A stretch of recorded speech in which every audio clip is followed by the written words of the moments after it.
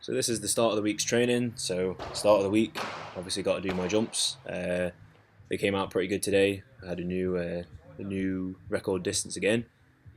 So I had a coaching session with Dan where we flew some ideas around about my jerk, and he was watching them and recording some. And this is a cool little exercise that he came up with to kind of help the issue which I have, which I'll come to at the end. But give this exercise a go. It's pretty challenging. You basically just stand on your toes in an extended jerk position and fall into the split position.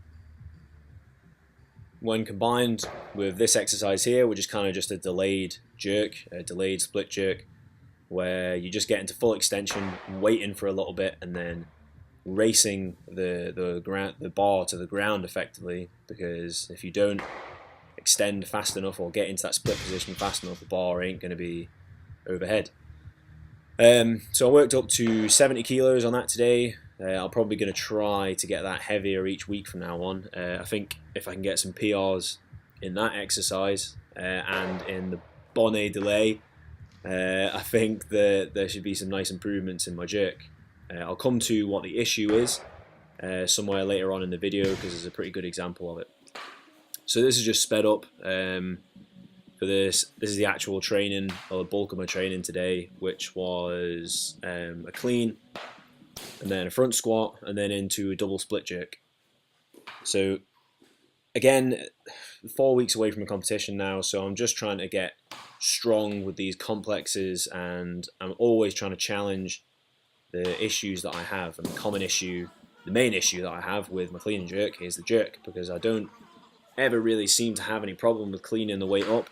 There's the odd little slip up, but I think that's mainly psychological, and I think there is some actual or more technical issues wrong with the jerk at the moment, which are being ironed out with the help of Dan. Thank you very much for that. Really appreciate it. So still sped up. I don't slow the weights back down until I get to 112. It's quite funny actually when you watch the video at normal speed again. It seems ridiculously slow.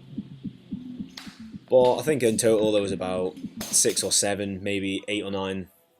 Actually, I don't actually know. Maybe 8 sets in total, or 9, not sure. And so 110 again went up really easily and quite comfortable.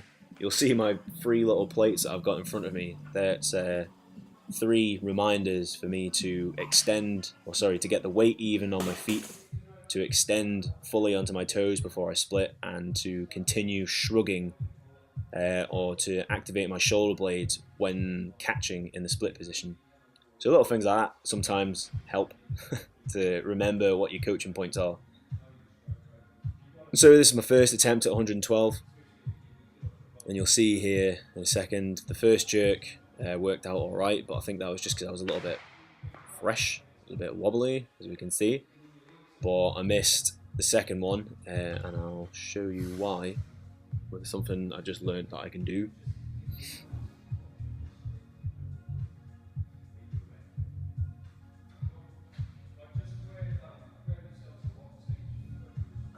So right there, you can see my left foot already starting to go backwards into that split position, and then I'm not fully extending my head through and not fully activating my shoulder blades in that extension.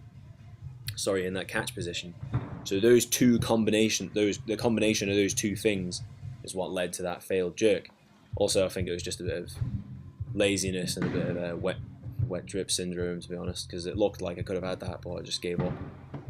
But it's always good to watch your videos and just remember, or to look at it and figure out that it's just you being a wimp about your training, and just always good to man up about those sort of situations.